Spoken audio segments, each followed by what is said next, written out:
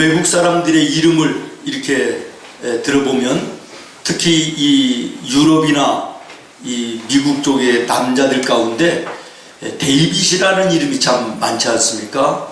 데이빗. 아마도 내가 데이빗 같은 인생을 살았으면 좋겠다, 또는 우리 아들이 그런 인생을 살았으면 좋겠다라는 염원이 그 이름 속에 있다고 생각합니다. 여러분, 데이빗이 누구지요? 오늘 우리가 골리앗과 싸움을 앞에 놓고 있는 다윗에 대한 말씀을 읽었는데, 성경에 나오는 다윗이 데이빗입니다. 이 다윗에 대해서 우리가 뭐 더 얘기할 게 있겠습니까? 이스라엘의 왕 중에 왕이고요, 지혜와 지도력으로만 하면 솔로몬을 능가할 정도의 그러한 인물 아닙니까? 용맹스럽고 담대하기로는 누구도 따라갈 수 없는 그러한 인물이 다윗이었습니다. 그래서 나라가 확장되어지고 강성한 나라를 이루어서 주변에 있는 모든 나라들에게 큰 힘을 미치던 그러한 전성기의 이스라엘이 다윗 시대였음을 또 우리가 보게 됐죠. 부귀영화를 누림에 있어서도 솔로몬 못지않은 부귀영화를 누렸던 사람입니다. 그런데 중요한 것은 부귀영화를 누리면서도 세상의 모든 권세를 가지고 있으면서도 하나님 앞에 인정받고, 그리고 모든 국민들에게 칭송을 받으며 존경을 받는 그런 사람이 다윗이었다. 얼마나 아름다운 인생이었느냐라는 것이죠. 여러분, 이런 인생을 살고 싶지 않으십니까? 별로 그럴 마음이 없어요? 그냥 이렇게 살다가 그냥 끝나시겠다고? 저는 간절히 기도하기를 오늘 예배하는 우리 생문의 모든 식구들이 다윗과 같은 이 인생을 사실 수 있기를 예수님의 이름으로 기도해요. 아멘. 예수님의 이름으로 축원합니다. 아멘. 이 다윗에 대해서 아주 또 우리가 들으면 얼른 기억날 만한 아주 의미 있는 말씀이 사무엘하 3장 1절에 나와요. 당시에 사울의 집과 다윗의 집이 라이벌 구도를 일으키면서 그 이스라엘 나라의 전체에 이렇게 보여지는 두 집이었어요. 그런데 말씀해 보십시오. 사울의 집은 점점 약하여 가고 다윗의 집은 점점 강하여 갔더라. 아멘. 아멘. 아멘. 여러분, 한번 생각해 보세요. 왜 한쪽 집은 점점 시간이 가면서 세월이 흐르면서 약해지고 한 집은 강해졌나? 오늘 우리가 주목해야 될 내용이 바로 이거예요. 사랑하는 여러분, 똑같은 인생 주어진 거 한 인생을 우리가 살아가는데 나와 여러분 어떻게 살아야 되겠어요? 사울과 같은 집안의 삶을 살아서는 안 되지 않겠습니까? 아멘. 다윗의 집과 같은 그런 삶을 살아야 되지 않겠어요? 아멘. 하나님의 자녀요, 예수님의 이름으로 구원받은 성도의 삶은 하나님이 약속이 어떤 것입니까? 처음의 시작은 미약하나 나중은 심히 창대하게 되는 거, 이게 하나님의 삶의 법칙이에요. 아멘. 구원받은 하나님의 성도들의 삶의 모습이 이런 모습이 되어야 되는 거예요. 아멘. 점점 잘 돼가든 강하여져 가든 다윗의 집과 같은 그런 모습, 다윗과 같은 그런 인생, 오늘 예배하는 나와 여러분 다 함께 살아야 될 줄로 믿습니다. 아멘. 인과응보라는 얘기 있잖아요. 원인이 없는 결과는 없다, 이런 얘기죠. 다시 말하면 잘 되는 것은 잘 될 수밖에 없는 원인이 있고, 안 되면 안 될 수밖에 없는 원인이 있다는 거예요. 그러니까 지금 사울의 집이 점점 약하여졌다 그러면 약하여질 수밖에 없는 원인이 있는 것이고, 다윗의 집이 점점 시간이 가면서 세월이 가면서 강하여졌다 그러면 그렇게 될 수밖에 없는 요인이 있었다라는 거예요. 아멘.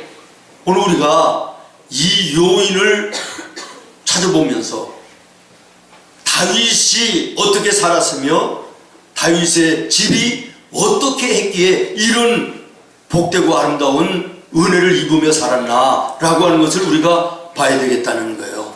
여러분, 성경에 나오는 다윗에 관계된 모든 말씀을 보시기 바랍니다. 이 다윗은요, 모든 일, 큰 일이든 작은 일이든 모든 매사에 동기가 신앙적이었다는 거예요. 아멘. 영적이었다는 거예요. 아멘. 오늘 나와 여러분의 삶의 모든 일의 동기가 신앙적이기만 하면, 아멘. 영적이기만 하면, 아멘. 하나님이 다윗에게 은혜 주셨고 복을 주셨던 것처럼 우리도 그러한 은혜와 복을 누리는 인생을 살 수 있다, 그런 얘기죠. 아멘.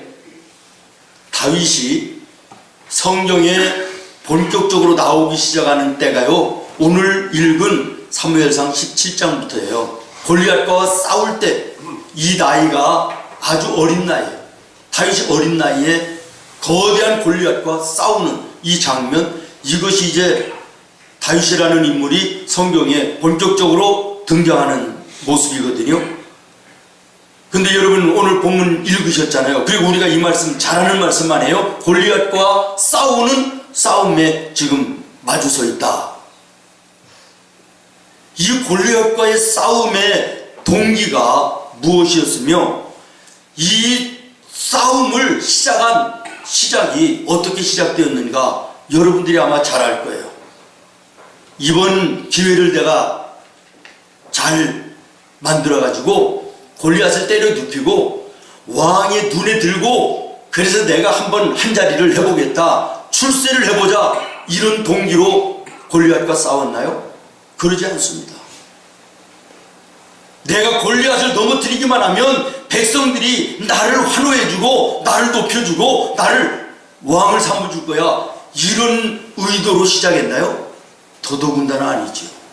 인기를 얻기 위해서도 아니고 상을 얻기 위해서도 아니고 출세를 해보겠다는 그런 마음으로 한 것도 아니에요.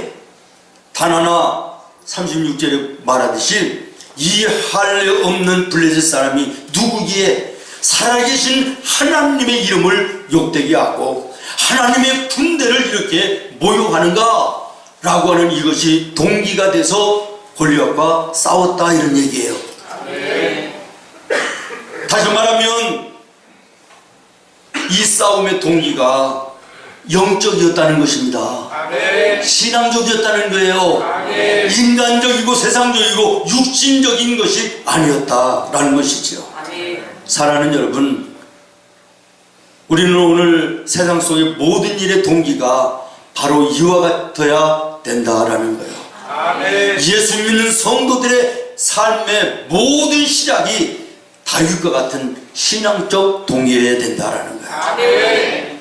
좀 더 구체적으로 얘기하면요, 내가 어느 동네에 조그마한 가게를 하나 시작한다 할지라도, 하나님, 내가 이 가게를 통하여 우리 가족이 잘 어려움 없이 사는 것은 물론이거니와 이 가게에 들어가고 나가는 동네 사람들에게 예수님의 사랑을 전하게 하여 주시고, 아멘. 나로 하여금 예수님의 복음이 전하여져서 이 동네를, 우리 가게를 통하여 복음화시키는 이 거룩한 일에 사용하여 주시고, 아멘. 우리 가게도 번창해서 10의 1조도 많이 하고 어려운 사람도 많이 돕는 거룩한 일에 사용되어지는 이런 가게가 되게 하여 주시옵소서. 아멘. 이렇게 시작을 해야지.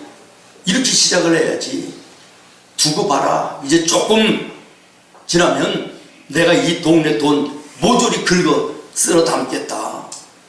옆에 있는 가게들 다 내가 눌러버리고 문 닫게 하고 내가 이 동네의 돈 전부 다 벌겠다. 그래서 나를 무시하던 사람들 봐라, 내가 이제 떵떵거리면서 보라는 듯이 내가 잘 먹고 잘 사는 것을 한번 보여줄게, 이런 마음으로 시작해서는 안 된다는 거예요. 아멘. 이것은 예수 믿는 성도의 자세가 아니라는 거예요. 오늘 우리의 삶의 모든 일의 동기가 신앙적이어야 된다, 아멘. 영적인 것이어야 된다라는 거예요. 네. 내가 직장에 처음으로 나가서 일을 하게 되더라도, 하나님, 나에게 주어진 이 일터가 하나님께서 나를 평신도 선교사로 파송한 곳으로 알게 하시고, 아멘. 여기에서 내가 일하면서 예수님을 전하는 현장이 되게 하여 주시옵소서. 아멘. 이런 모든 일의 동기가 신앙적이어야 된다, 그런 얘기죠. 그래서 사도 바울은 너희가 먹든지 마시든지 무엇을 하든지 하나님의 영광을 위해서 하라, 이렇게 말씀하시잖아요. 아멘. 또 다윗은요, 언제나 하나님 제일주의로 살았다는 거예요.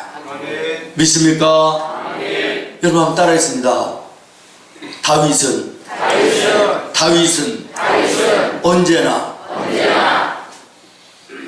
다윗은 언제나 하나님 제일주의로 살았다. 이왕이면 따라하라 했으니까 이것까지 해야 되는 거 아니에요? 자, 엄지손가락 있는 분만 하세요. 없는 분은 할 수 없지. 따라해요. 다윗은 언제나 하나님 제일주의로 살았다. 아, 엄지손가락이 없는 분도 간혹 있으시네요. 여러분, 하나님 제일주의로 산다는 게 뭐예요? 하나님을 앞에 모시고 산다는 거예요. 아멘. 그 누구보다도, 그 무엇보다도 하나님을 제일 사랑하며 산다는 거예요. 아멘. 믿습니까? 여러분, 성경에 보세요. 다윗의 일생을 보면요, 이 어린 시절부터 하나님 제일주의로 살아요. 아멘. 골리앗 앞에 나갈 때도 하나님의 이름을 앞세우고 나가잖아요. 아멘. 그리고 젊은 청년의 때도 마찬가지예요. 여호와는 나의 목자시니 나는 부족함이 없다. 아멘. 목자 되시는 그 하나님만 나는 따라간다. 그는 사망의 음침한 골짜기 일할지라도 하나님께서 나를 건져주시고 높여주신다. 아멘. 젊었을 때도 하나님을 앞에 모시고 하나님 제일주의로 살았다. 중년과 노년에 이를 때에 참 그렇게 믿었던 사람들이 배신을 해요. 어제까지는 충신이었는데 오늘은 배반을 하고요, 등을 돌리고 목에다가 칼을 겨눠요. 심지어는 아들을 압살롬도 반란을 일으켜 아버지의 왕위를 뺏으려고 해요.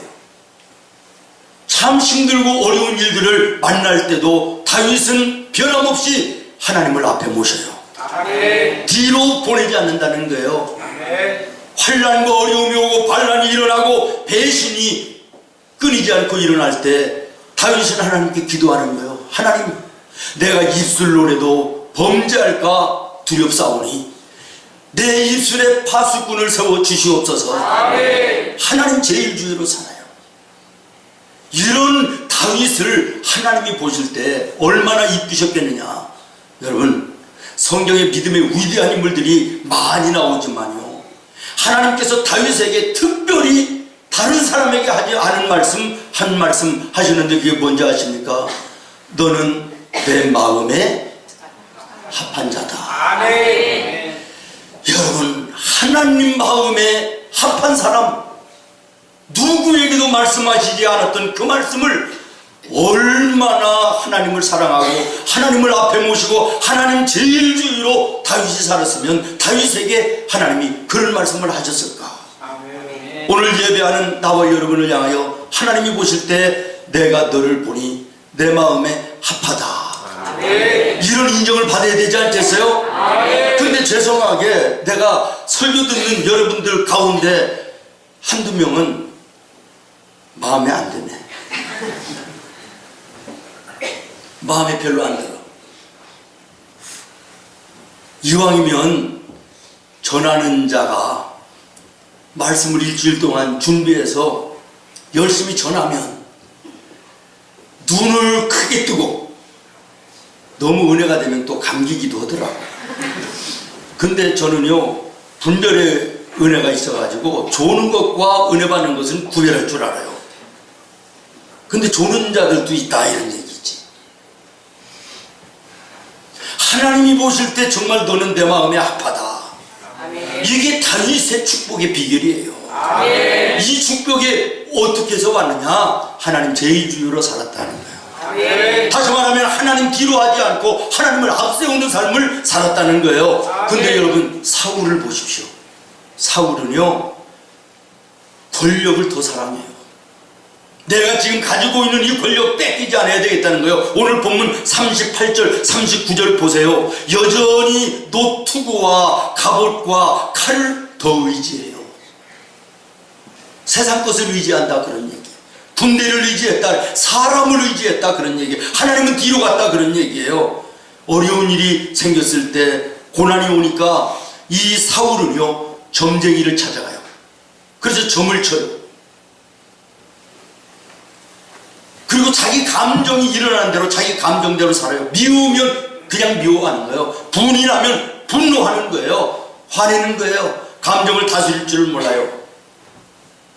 그런 인생을 사니, 다시 말하면 하나님을 뒤세우고 자기가 앞서가는 삶을 사니, 가면 갈수록 점점 약하여지는 인생, 무너져가는 가정이 되었다라는 것은 너무나도 당연한 것이 아니냐라는 거예요.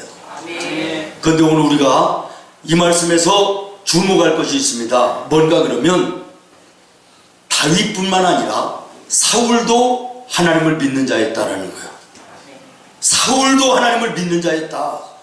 그런데 다윗은 언제나 어디서나 하나님 제의주로 하나님을 앞에 모시고 하나님을 따라가는 삶을 사는 것이고, 사울은 하나님을 믿는다 그러면서도 여전히 세상 중심, 육신의 중심, 왕권을 유지하기 위해서 그것을 살피면서 세상을 의지하고 하나님을 뒤로하고 살았다. 이 차이밖에 없는 거예요. 제가 여러분들에게 왜 자꾸만 이 말씀을 드리는지 좀 생각을 해보시기를 바라요. 저는 오늘 우리 성도들이 신앙생활에 대해서 얘기할 때 종종 그런 말을 해왔어요. 알라딘의 요술램프 같은 이런 신앙생활을 해서는 안 된다. 어린이 동화 가운데 보면 알라딘이라는 사람이 그 동굴에서 얻은 낡은 램프를 뒤 주머니에다가 차고 다니다가 어려운 일이 생기면 이것을 앞으로 끌어다가 비벼가지고 뭐 소원을 이루어달라 이렇게 한다는 이런 동화예요. 여러분의 믿는 하나님을 여러분이 그 정도로 믿는 것은 아니냐라는 거예요. 평상시에는 내 마음대로 내 생각대로 살다가 내 능력 의지하고 세상 바라보며 살다가 덜컥 어려운 일이 생기고 문제를 만나면 그때서야 하나님, 그러고 뒤에 있던 하나님 내 앞에 오셔서 좀 도와주세요. 그리고 앞에다가 또 갖다 놓는 이런 신앙은 아니냐 그런 말이에요. 제가 요즘에 스카이 제선이라고 하는 그 분의 책을 읽는데요, 종교에 죽고 예수와 살다라는 책을 보고 있는데, 이분은 이 시대의 영적 흐름을 정확하게 집어내는 이런 분으로 유명한 분인데, 아주 직설적으로 이 시대의 신앙생활에 대해서 우리에게 메시지를 주고 있더라고요. 무슨 얘기냐면, 오늘의 현대인들, 오늘의 예수 믿는 성도들이 내일에 대한 두려움으로 가득하다는 거예요. 겉으로는 담대한 것 같고 그럴듯한 것 같은데, 사람들의, 현대인들의, 오늘 성도들의 마음의 중심에는 내일에 대한 두려움이 있다는 거예요. 그래서 이 두려움을 해독하기 위해서 하나님을 해독제로 끌어다가 사용하는 것은 아니냐. 강단에서 목사는 해독제를 파는 약장사 같고, 성도들은 그 해독제를 사겠다고 줄 서 있는 손님들과 같은 이런 신앙의 모습은 아니냐라고 꼬집더라고요. 가슴이 덜컥 내려앉으세요. 여러분 어떻습니까? 정말 여러분의 신앙의 생활을 돌아보시기를 바라요. 그리고 이런 얘기를 했더라고요. 오늘의 성도들이 겉으로는 교회 안에서 나름 헌신하고 있는 것처럼 보이지만 진의는 내일의 두려움에 스스로 위안을 얻기 위한 행동이다. 이렇게 얘기하고 있어요. 그러면서 일침을 가하는 게 뭐냐면, 하나님은 우리가 부리기 위해서 존재하시는 분이 아니다라는 거예요. 아멘. 여러분 아멘이 안 되십니까? 하나님은 나와 여러분이 부리기 위해서 존재하시는 분이 아니라는 거예요. 아멘. 나의 빈 그물을 채우기 위해서 하나님을 이용하지 말라는 거예요. 오병이어의 기적을 위해서 예수님을 끌어다가 사용하지 말라는 거예요. 예수님은 길 자체가 되시고 아멘. 진리 자체가 되시고 아멘. 생명 자체가 되시기 때문에 믿는 것이지 너희들의 유익을 위해서 끌어다가 사용하는 그런 존재가 아니라는 거예요. 아멘. 사랑하는 여러분, 이 말씀에 큰 도전과 주님의 음성이 여러분의 심령에 들려질 수 있기를 바라요. 아멘. 정말 내가 오늘 하나님 앞에 충성되게 일한다라고 하는 그것이 정말 구원받은 은혜에 감사해서 하나님께 드리는 섬김이요 봉사요 헌신인가도 돌아보시기를 바라고, 정말 내 빈 그릇을 채우기 위해서 오병이어의 역사를 내가 보기 위해서 예수를 믿는 것은 아닌가. 시편 16편 8절 말씀에 이렇게 말합니다. 내가 여호와를 항상 내 앞에 모시며 그가 나의 오른쪽에 계심으로 내가 흔들리지 아니하리로다. 다윗이 지금 얘기하는 거예요. 나는 여호와 하나님을 항상 어떻게 했다고요? 내 앞에 모셨다. 여기에서 중요한 것은 항상이라는 단어입니다. 내가 기분이 내키고 좋으면, 은혜가 되면 모시고 앞에, 기분 나쁘고 환경과 여건이 안 되면 또 뒤로 보내드리고, 이런 모습이 돼서는 안 된다는 거예요. 하나님 말씀 다시 한번 주시기 바랍니다. 시편 말씀 다시 한번 여러분 읽어보시기 바라요. 시작. 내가 여호와를 항상 내 앞에 모시며 그가 나의 오른쪽에 계심으로 내가 흔들리지 아니하리로다. 내가 여호와 하나님을 내 앞에 늘 보시는 삶을 살았더니 나의 오른쪽에 계심으로, 그가 내 오른쪽에 계시다는 게 뭐예요? 전능하신 하나님, 신밌는 능력의 하나님이 내 옆에 계심으로, 나를 붙들어 주심으로 그런 말이에요. 내 인생이 흔들리지 아니한다라는 것이죠. 그렇습니다. 사랑하는 여러분, 하나님 제1주의, 하나님을 앞세우는 삶을 살 때 능력의 하나님이 나를 붙들어 주시고 인생의 어떤 상황과 환경 속에서도 흔들리지 않도록, 넘어지지 않도록, 쓰러지지 않도록, 실패하지 않도록 나를 붙들어 주실 줄로 믿습니다. 여러분, 성경을 한번 보세요. 다윗이 하나님을 어떻게 기뻐하고 어떻게 즐거워했는지 정말 그 일생을 보면요 놀랍습니다. 우리가 잘 아는 대로 그의 일생이요 시편에 그대로 나와 있잖아요. 시편은 150편으로 되어 있는데 150편의 거의 대부분이 다윗이 여호와 하나님을 찬송하고 하나님께 영광 돌리고 감사하는 이런 내용이 시편 전부예요. 얼마나 하나님을 제일로 사랑하고 하나님을 앞에 모시고 사는 복되고 아름다운 삶이었는가. 우연히 그가 이런 복된 인생을 사는 게 아니라는 것을 깨닫게 되는 거예요. 다시 한번 간절히 여러분에게 말씀드립니다. 사랑하는 성도 여러분, 하나님을 앞에 모시고 사시기를 바라요. 하나님을 앞에 모시고 살기를 바라요. 내가 앞서가고 하나님 뒤따라오는 삶을 살면 곤고해요. 늘 불안해요. 불안정한 거예요. 시편 37편 4절에 보니까 여호와를 기뻐하라, 저가 내 마음의 소원을 이루어 주시리로다. 하나님을 앞세우고 하나님을 기뻐하는 삶을 살면 내 마음의 소원과 기도의 제목을 하나님이 이루어 주신다. 할렐루야. 이런 삶이 나와 여러분의 삶이 되기를 예수님의 이름으로 축원합니다. 그 다음에 마지막으로 생각할 것은 다윗의 꿈은 하나님이 기뻐하시는 꿈이었다라는 거예요. 꿈에도 여러 가지가 있죠. 여러분의 꿈이 무엇입니까? 여러분의 소원이 무엇입니까? 여러분의 비전이 무엇입니까? 하나님이 기뻐하시는 것이 되어야 된다라는 거예요. 나만 기뻐하는 것이 되어서는 안 된다는 거예요. 나의 꿈, 나의 비전, 나의 소원, 이것이 나만을 위한 것이 되어서는 안 된다. 하나님도 그것을 보실 때, 들으실 때 기뻐하실 수 있는 꿈이 되어야 되고 비전이 되어야 되고 내 마음의 소원이 되어야 된다. 다윗의 소원은요, 하나님의 백성들이 하나 되는 것이었어요. 남유다와 북이스라엘로 갈려져 있는 한 민족이 한 하나님을 섬기는 자들이 나누어져 있는 것이 너무 마음 아파 안타까워서 하나님 어떻게 해서라도 이 민족이 하나님의 이름으로 하나 되게 하여 주옵소서. 하나님의 말씀으로 하나 되게 하여 주시옵소서. 이것이 내 마음의 소원입니다. 내 마음의 꿈입니다. 자기 육신의 것이 아니었어요. 자기 개인의 소망이 아니에요. 정말 나라와 민족을 위한 하나님이 보실 때도 기뻐하실 만한 꿈이었다. 소원이었다.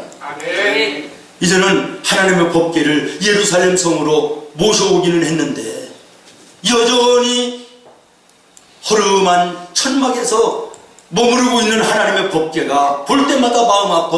하나님, 나의 소원이 있습니다. 나의 꿈이 있습니다. 이 법궤를 모시고 온 이스라엘 백성들이 하나님 앞에 예배할 수 있는 성전을 지을 수 있도록 은혜 주시옵소서. 이것이 다윗의 꿈이었어요. 하나님이 보실 때도 기뻐하실 만한 꿈이었다라는 거예요. 여러분의 꿈은 무엇입니까? 여러분의 오늘의 소원이 무엇입니까?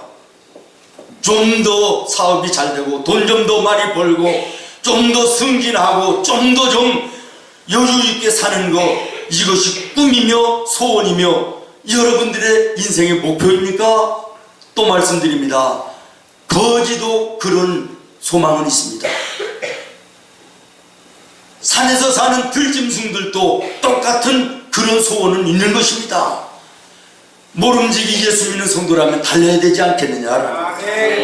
나의 꿈, 나의 비전, 나의 소원, 정말 하나님이 보실 때 기뻐하실 만한, 인정하실 만한 이러한 모습이 나와 여러분의 삶 속에 있어야 돼요.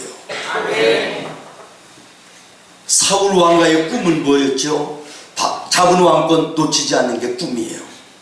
소원이에요. 어떻게 하면 내가 더 좀 사람들을 긁어모고 분대력을 강화시켜서 이웃 나라를 쳐부셔가지고 더 강성한 나라를 만들까? 이게 꿈이에요. 이게 소원이에요. 그러니 하나님 보실 때 그 꿈과 그 소원이 기뻐하셨겠냐는 거예요.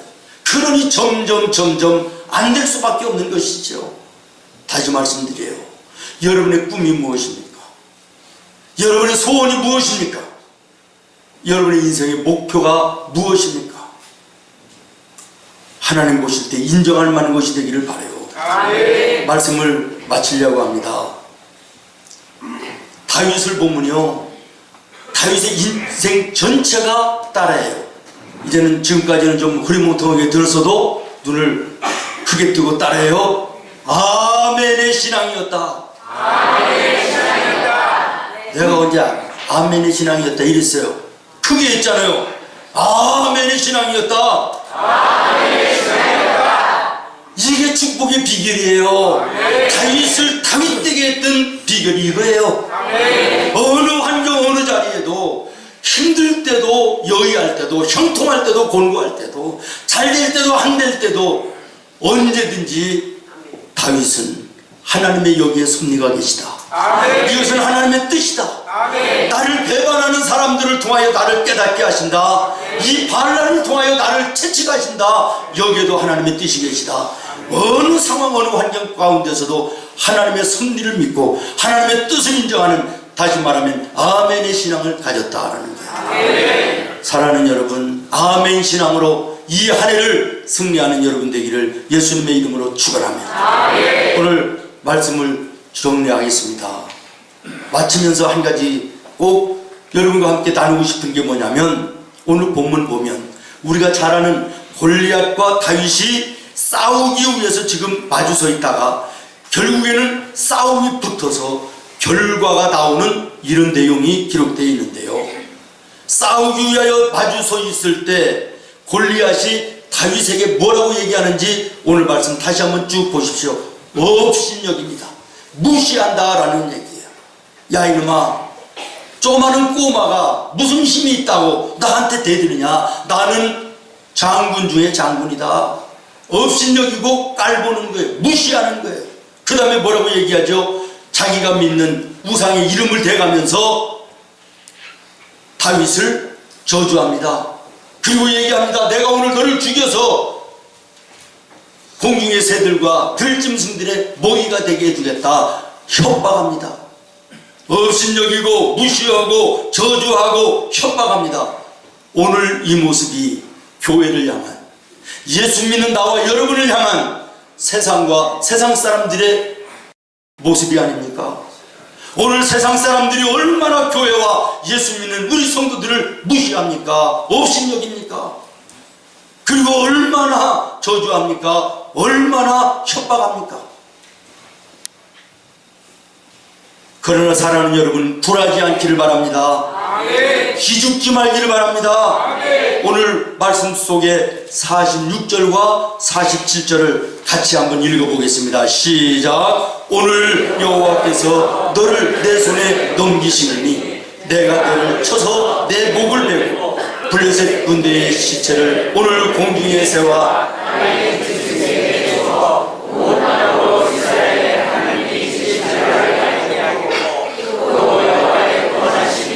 칼과 창이 있지 아니함을 이 무리에게 알게 하리라. 전쟁은 여호와께 속한 것인즉 그가 너희를 우리 손에 넘기시리라. 아멘. 아멘. 세상이 아무리 거센 파도같이 우리에게 도전해오고 악한 마귀가 우리에게 도전해 올지라도 하나님과 동행하는 자 끄떡없다는 거예요. 하나님이 붙들어 주신다는 거예요. 전쟁은 여호와께 속한 것이니. 오늘 우리가 사는 이 세상 영적인 전쟁마당입니다. 이 전쟁마당에서 승리하는 비결은 단 하나입니다. 하나님을 바라봐야 돼요. 하나님을 제일 주위로 삼아야 되는 것입니다. 하나님을 붙들어야 되는 것입니다. 마지막으로 49절을 읽고 마치겠습니다. 시작. 손을 주머니에 넣어 돌을 가지고 물매로 던져 돌이 그의 이마에 박히니 땅에 엎드려지니라. 아멘. 오늘 이 말씀이 우리들에게 주시는 메시지가 뭐예요? 다윗은 골리앗을 쓰러뜨리기 위한 무기가 있었다. 그것은 물맷돌이었다. 너희는 세상을 이기고 악한 마귀를 쓰러뜨릴 수 있는 영적 무기가 있느냐라고 물으시는 거예요. 지금 여기에서 다윗이 이겼다라는 것이 중요한 것이 아니라 이 말씀이 우리에게 주시는 하나님의 메시지를 우리가 들을 줄 알아야 된다는 거예요. 너희는 세상을 이길, 악한 마귀를 이길 무기가 있느냐? 무기가 있느냐? 여러분, 세상은 지금 핵무기 같은 최첨단의 무기를 만들어 가지고 우리하고 싸우자고 지금 도전해 오는데, 우리 교회와 우리 예수 믿는 성도들은 6.25 때 쓰던 M1 소총 들고 나가면 그 싸움 이길 수 있습니까? 오늘 세상은 무서운 세상입니다. 참으로 악한 세상입니다. 우는 사자처럼 악한 마귀가 믿는 자들까지도 삼키려고 두루찾는 세상 아닙니까? 이 세상에 이것들과 싸울 수 있는 무기가 너에게 있느냐고 말합니다. 영적인 물맷돌이 여러분에게 있느냐고 하나님은 지금 묻고 계신 것입니다. 세상을 이기고 악한 마귀를 이길 수 있는 영적 무기, 하나님의 말씀입니다. 아멘. 예수님의 이름의 권세입니다. 아멘. 하나님의 말씀을 붙들고 예수님의 이름을 선포하고 아멘. 기도의 무릎을 꿇을 때 아멘. 이와 같은 은혜를 주시는 줄로 믿습니다. 아멘. 기도하겠습니다. 하나님,